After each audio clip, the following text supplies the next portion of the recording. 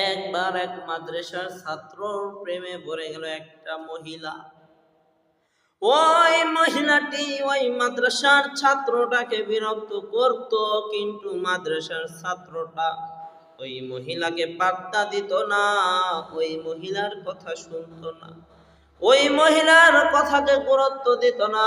এরকম করতে করতে মহিলাটা বুদ্ধি করে একটা কারণ খাটাইলো, এমন একটা ষড়যন্ত্র সে মহিলাটা করলো যে এইভাবে তো এই ছাত্রটাকে বসে আনা যাবে না, অন্য উপায়ে চেষ্টা করতে হবে।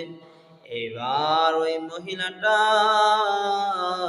ওই মাদ্রাসার ছাত্রটাকে অন্য একটা মেয়ের হাতে চিঠি পাঠালো যে হুজুর, আমার বাসায় আপনাকে যেতে হবে, আমার বাচ্চা একটু কান্না করতেছে, কান্না।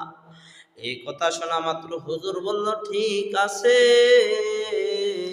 আমি আসরের সালাত আদায় করার পরে আপনার বাসায় গিয়ে বাচ্চাকে জিয়ারত করে আসব।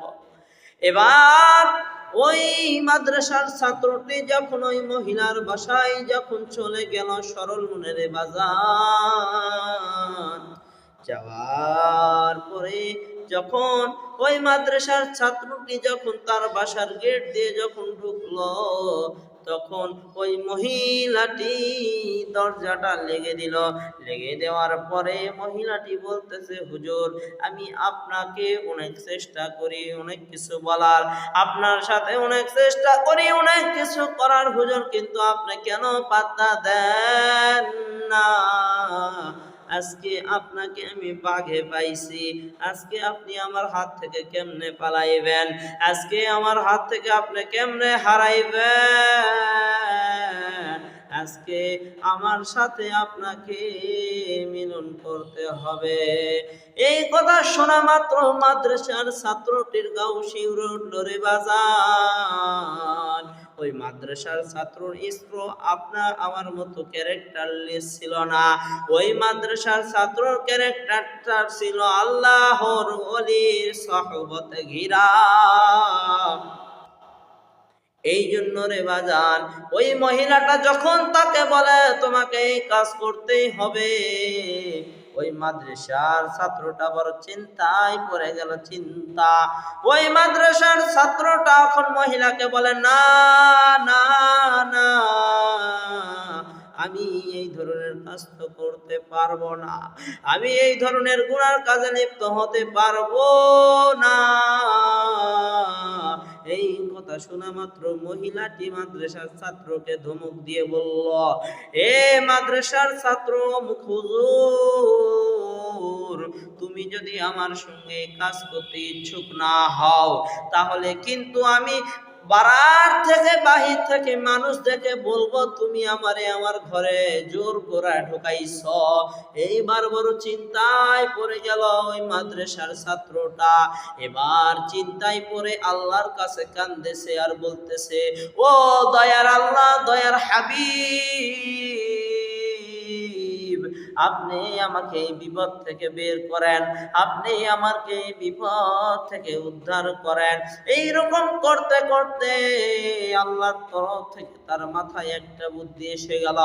এবার ওই বাচ্চাটি অর্থাৎ মাদ্রাসার ছাত্রটি বলতেছে, ও ওই যে মেয়ে, তোমার সাথে আমি ওইসব করবো, কোনো সমস্যা নাই, তবে আমি একটু 2 নাম্বার অর্থাৎ বাথরুমে যাব, আমি একটু বাথরুমে যাব, আমার একটু বাথরুম জোর পাইছে, আমি অবশ্যই বাথরুম করে তোমার সঙ্গে মিলন করব। এই কথা শোনা মাত্র মহিলাটি বলতেছে, যাও যাও, আমার ঘরে বাথরুম আছে, বাহিরে যাওয়ার কোনো রাস্তা নাই, গেট লাগা থাকবে, তুমি তোমার কাজ সারো, কোনো অসুবিধা নাই। এইবার বাথরুমের মধ্যে গিয়ে মাদ্রাসার ছাত্রটি বড় চিন্তায় পড়ে গেল যে কেমনে এই বিপদ থেকে রক্ষা পাওয়া যায়। আল্লাহর তরফ থেকে যখন তার মাথায় একটা বুদ্ধি এসে গেল, এইবার ওই মাদ্রাসার ছাত্রটি বাথরুম করলো, বাথরুম করে যে মলগুলো বের হলো, ওই মলগুলো 2 হাতে ধরাইয়া সারা শরীরে একবারে সোনো পাউডারের মতো পুরা শরীর মলমাত্রাস গুলো মেখে ফেললো। এইবার ওই মাদ্রাসার ছাত্রটি যখন বাথরুম থেকে যখন বের হয়ে যখন বাসায় যখন ওই মহিলার বাড়িতে যখন আসলো, ওই মহিলাটি বলতেছে সি সি সি সি, না না তোমার সাথে আমার কিছু করা লাগবে না, তুমি তাড়াতাড়ি আমার বাসা থেকে বের হও। এইবার ওই মাদ্রাসার ছাত্রটি মাদ্রাসায় গিয়ে যখন গোসল করলো, পয় পরিষ্কার হলো, হওয়ার পরে মাগরিবের নামাজ পর যখন সকল বাচ্চারা একসার হয়ে যখন পড়তেছিল, হুজুর সাহেব যখন বসে আসিল, হুজুর এখন বলল যে এসো এসো, বাচ্চারা এক এক করে পড়া যখন দিচ্ছিল, দেওয়ার সময় হুজুর হঠাৎ করে ডাক দিয়ে বলে, তোমাদের মধ্যে আজকে এত সুন্দর সুগন্ধি আতর কে মাখতে? কেউ স্বীকার করে না, কেউ বলে না, কেউ বলে না, কেউ বলে না। যাকে যাকে জিজ্ঞেস করে হুজুর বলল, না না আমি তো মাখি নাই, আমি তো মাখি নাই। এইবার যে ছেলেটি, যে মাদ্রাসার ছেলেটি পায়খানাটা মুখ চোখের মধ্যে পুরা শরীরের মধ্যে মাখছিল, ওই মাদ্রাসার ছেলেটি বলতেছে, এত করে গা ঘষলাম, এত করে এত কিছু করলাম, তাও তো মনে হয় আমার গা থেকে গন্ধটা যায় নাই, তাও তো মনে হয় আমার গা থেকে দুর্গন্ধটা যায় নাই। এই জন্য আমার হুজুর মনে হয় একটু ইয়ার্কি করে টিস্কারি করে দুর্গন্ধকে সুগন্ধ বলতেছে।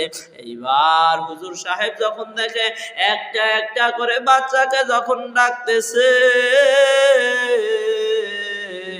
সকলে যখন বলে না না হুজুর আমি এই আতরটা মাখি নাই, ওই বাচ্চাটি যখন মাথা নিচ দিকে হেলে যখন কাঁদতেছে আর বলতেছে, হুজুর আমি মনে করছি আপনি মনে হয় এই দুর্গন্ধটাকে সুগন্ধ রূপান্তরিত করছেন বলতেছেন।